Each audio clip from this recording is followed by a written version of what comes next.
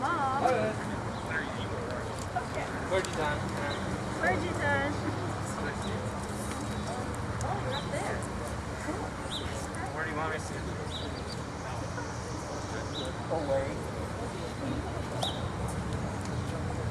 Tell us when you all want us to start, okay? Whenever you're ready. Whenever you're ready.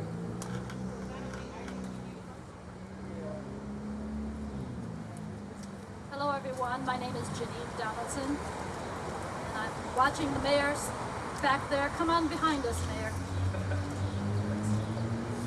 Hello, everyone. My name is Janine Donaldson. I'm the executive director of the YWCAs of Elyria and Lorain, and we are the sponsors of the Lorain County Fair-Minded Coalition. We have invited you all today for this press announcement, but I want to give you a little background and history on who we are. In 2015, when the Ohio State Fair banned the sale of the Confederate flag at the Lorain County Fair, Commissioner Matt Lundy, who is standing behind me, asked the Fair Board to cease selling the flag. They did not. We thought that once they had an opportunity to think about it, that they would change their mind. Well, that was in 2015, and we are still here today. We're here today because this is a matter that won't go away. This is a matter that will only go away with folks like the one standing behind me, like folks who can't come out and support because they don't know if they might lose their jobs, for folks who aren't even born yet, that they can have the right to go to the fair and not feel like second-class citizens. So, today's press conference is about joining forces. And I'm especially excited because one of the folks we're joining forces with is State Rep Juanita Brent out of Cleveland. She recently introduced an amendment to the House banning the sale of Confederate flags at all county fairs. So she's going to take a moment to speak with you. But in the meantime, I also want to talk about some of our other partners that have joined us. Those partners include, I mentioned the YWCA of Elyria, the YWCA of Lorain. We have, raise your hands back there, folks. We have the president of the Oberlin NAACP, the state president of the NAACP, Tom Roberts, couldn't be with us because we are trying to be COVID-minded. We also have behind us Lily Sandler. Lily is with Lorain County Rising. I'm not sure if we have a representative here from the Wellington Justice Collective.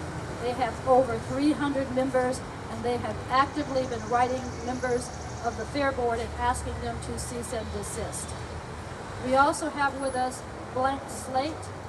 It's a group of, I call them young folks, but they like to say they're a diverse group of folks of all ages that want to show that Elyria is a very livable place. And so Blank Slate is represented today by Eddie Marfleck.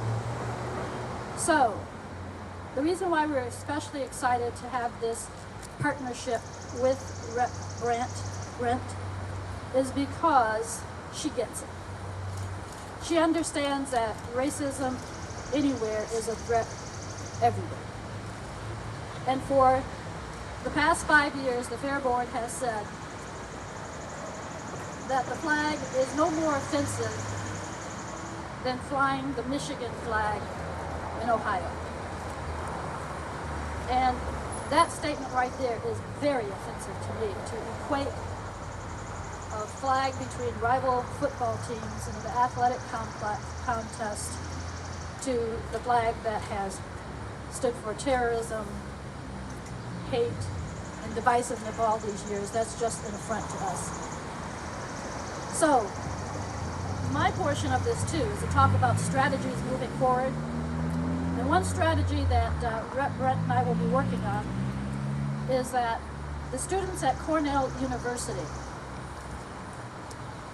the Student Senate of Cornell University, sent letters to the president and the trustees at Cornell University. Cornell University, like the Ohio State University, is a land grant institution. And if you're not familiar with land grant institutions, for the purpose of just making it simplistic, that's where your schools of agriculture come out of. And not only that, but the land grant institutions also have extensions, and those extensions provide for 4-H, and they provide for junior fair and activities.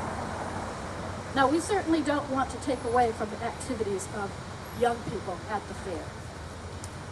But I also know that I have been to at least 3 meetings in Lorain County this past year. As the director of the YWCA, we run social service programs. And there have been representatives from the extension there in Elyria, in Lorain, trying to recruit youth of color and low-income youth. So the connection for me is, if I had school-age children, would I send them to an environment where I know that the Fair Board does not value, I know it's cliche, but they don't value black lives. So, in finding out about the resolution for Cornell University, we found that they did send a letter to the Board of Trustees and to the President. And let me just read a couple of the whereases. It's a resolution, and it says that, excuse me. And so what they were asking the Board of Trustees at Cornell to do was to utilize all powers at its disposal to ensure the removal of white supremacist paraphernalia at county fairs across New York State. And the first whereas says, whereas Cornell University as well as Cornell's local cooperative extension offices provide crucial programming and logistical support to county fairs across New York State, and whereas the present sale of Confederate flags and other white supremacist paraphernalia foster climates of hostility and danger for people of color, and whereas the Confederate imagery in particular glorifies genocide, slavery, and racial subjugation, and thus lacks a place in an inclusive public sphere. All of these things are things that our Fair-Minded Coalition has been saying to our Fair Board for several years. And then it goes on to say, whereas the emergence of far-right movements, including ones that use Confederate flag as a proxy to assert white power, has coincided with an uptick in racist and anti-Semitic hate crimes on Cornell's campus.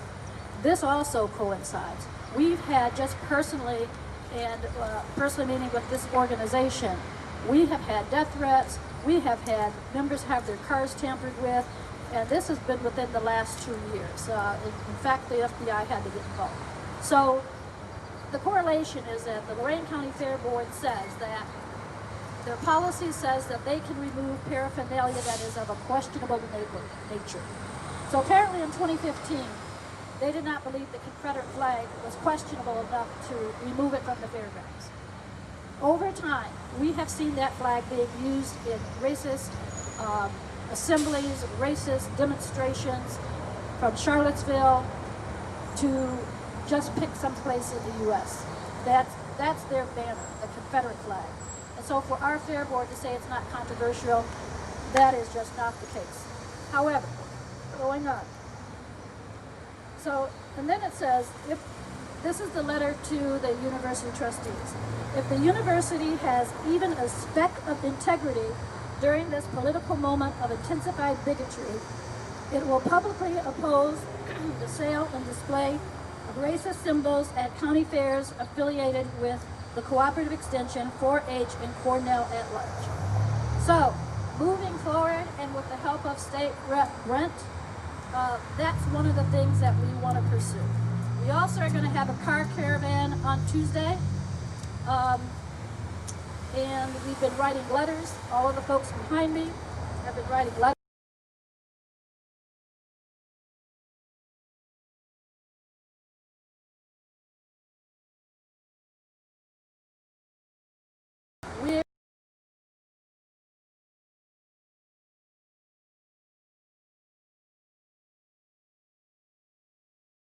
Not count on in 2015 is that this group would still be here, this group would still be agitated. So, just want to say thank you to all the folks behind me. We are so excited for the joining forces that this represents today. Representative Brent.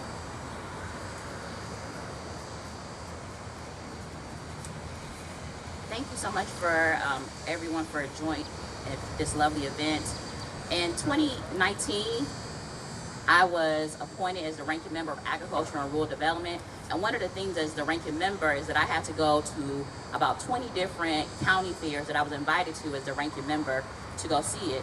And one thing that was very apparent was the amount of county fairs that we still have going on within the state of Ohio that allows people to sell, express, and display Confederate memorabilia.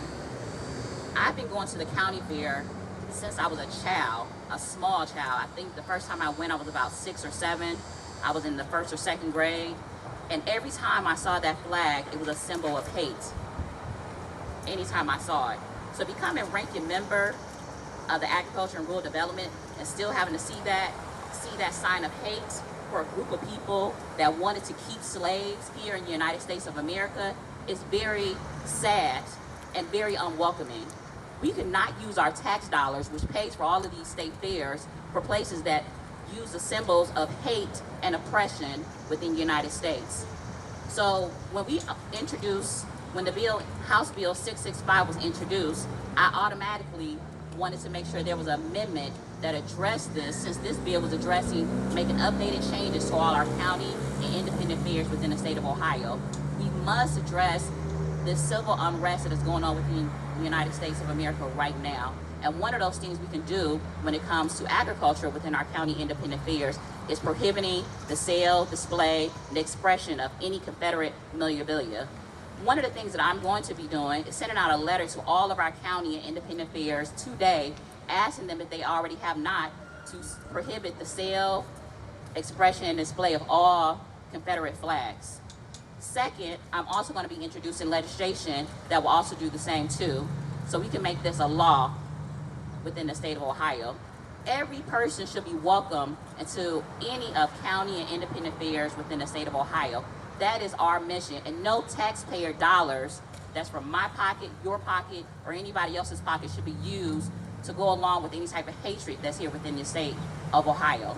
We have to think about making sure that all people feel welcome, and particularly right now, African American people should feel welcome. For those who don't know at home, that Confederate flag was flown because this group of people wanted to make sure that slavery still existed. In 2020, we still have people wanting to keep a flag because they wanted to keep slavery. So every time I see that flag and somebody wants to hold on tight to that flag, you're basically telling me that I don't belong here as a state rep. And if the Confederacy would have won, I would not be a state rep right now. Ohio was a member of the Union. Ohio lost the largest amount of Union soldiers in the Civil War, fighting against this flag. What do we tell our ancestors of the state of Ohio when we allow this flag to still exist in 2020? We are basically telling all the soldiers that died in the Civil War that their lives did not mean anything to us when we allow that flag to still exist in any form or shape. So if you'd like to get in contact with me, please contact my office. You can contact me with rep12@ohiohouse.gov. I would love to be able to contact those who want to express and help with this movement. And I thank you so much for everyone here today with this press conference.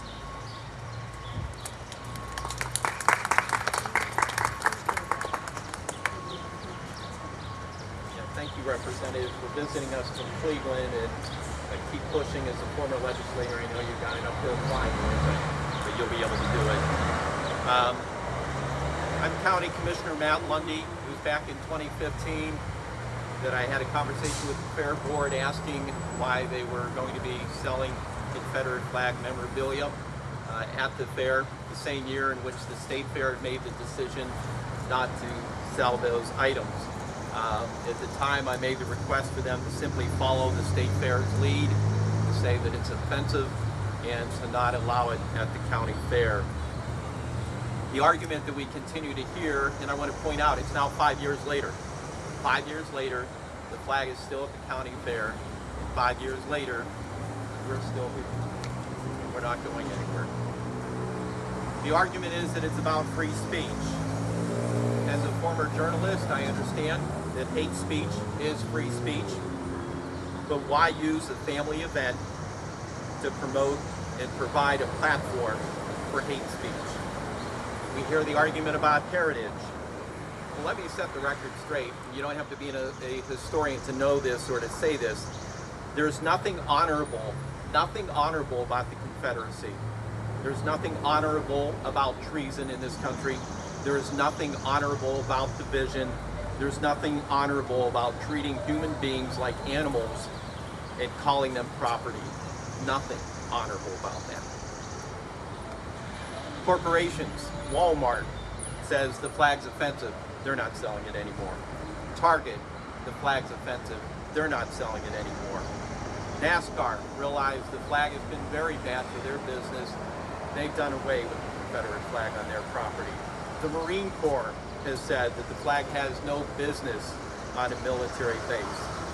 And Mississippi, the state of Mississippi, I once worked in Mississippi. I can tell you how many folks in Mississippi love that flag, some for the wrong reasons. But Mississippi even realizes that the time has come to make a change. You know, we're at a time in our history where we need to be united, not divided. I would wish that the Fair Board would step up to the plate and remove this symbol of division.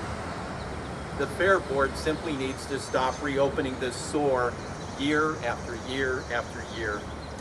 Follow your policy, you have one, to ban offensive materials.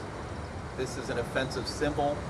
It needs to be removed. The fair needs to get back to being a family event where all Lorain County's families feel welcome. Thank you.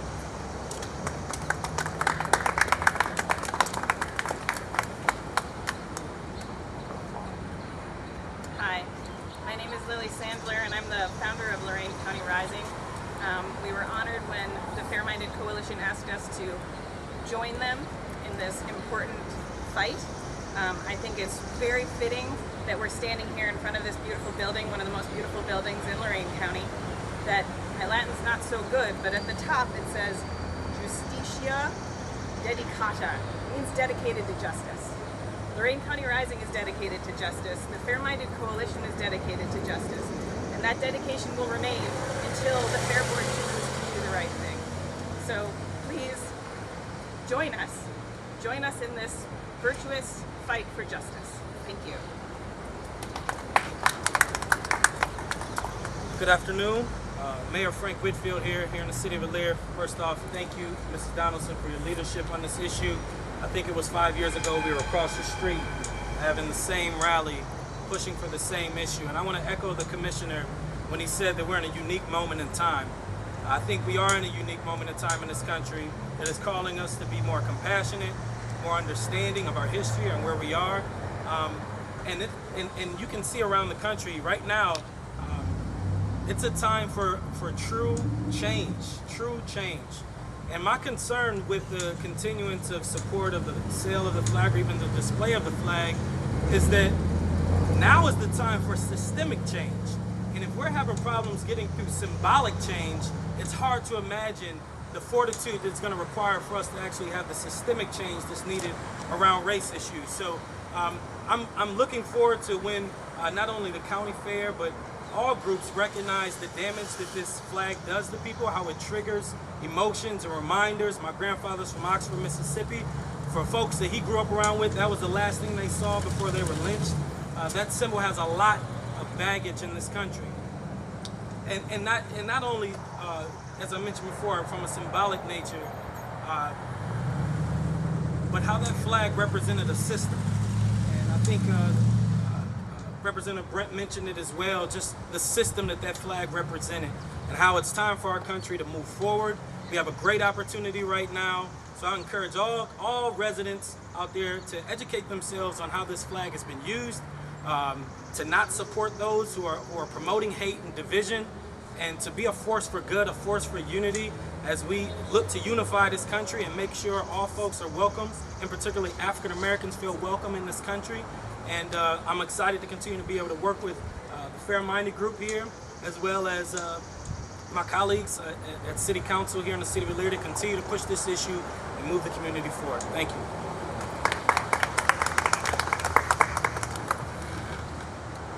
Thanks, colleagues. So I just want to wrap up this with saying that, Lily pointed out that we're in front of the courthouse. I have a book that was signed by a gentleman named Mr. Brown. He was a resident of Elyria. And the book is called Elyria's People of Color, 1820 to 1920. That's how long African Americans have been here. Two of the things that take away from that book for me is African Americans helped build the courthouse. The original courthouse, they helped build that one. It burnt down, they helped build the other one. The other thing from that book talks about one of the few pleasures that African Americans took pride and joy in was attending the Lorain County Fair when it was just over off of West Avenue. They could bring their produce and they could bring their animals and livestock and just enjoy the fair. Early on in this process, when we engaged with the Fair Board, we went to a Fair Board meeting, and it was said to me that, Janine, black people don't go to the fair anyway. Well, I do go to the fair, and there's several other folks that don't go to the fair. And if we don't go to the fair, it might be because it has a chilling effect. We, for a long time, we know where we're wanted and where we're not wanted. And that fair has not shown that it is friendly towards African American. But my final statement is, I don't care if only one African American goes to that fair. They should feel just as American as anybody else that's there. And that's what we're fighting for. Thank you. Any questions? I have a question. So, Representative, you actually had a proposal already kind of proposing the ban, but it was shot down by lawmakers. So, kind of just talk about where you're kind of at in the process with wanting to propose the legislation. Yes, so I already did an amendment regarding House Bill 665 for the made changes to our bylaws for the county independent fairs. Right now, I'm in the process of drafting legislation to prohibit for the entire state of Ohio for any county independent fairs. So it's going to be introduced in the next week or so. When they struck that, your original proposal down, obviously you're here today, you have fight left in you. What was that like, having that struck down? It was surprising and then not surprising. The reason why it was surprising is because in 2020, people obviously don't know history. People obviously don't remember that Ohio fought against the Confederacy. People obviously forgot that the Confederacy wanted to keep slaves. People obviously forgot because Abraham Lincoln, who was our president at the time, spoke so against slavery, they came back and killed him because they wanted slaves so badly. So we had a group of people who for 5 years, people can have their car longer than 5 years. You can own your home for 5 years. But for 5 years, we have people out here working against our country.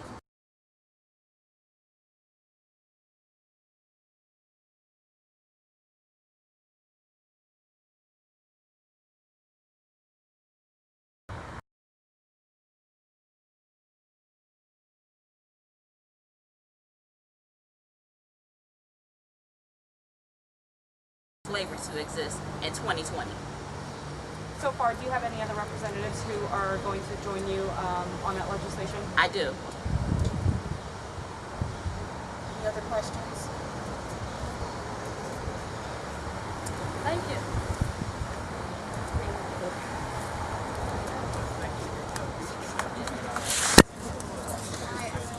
I'm gonna get my card real quick.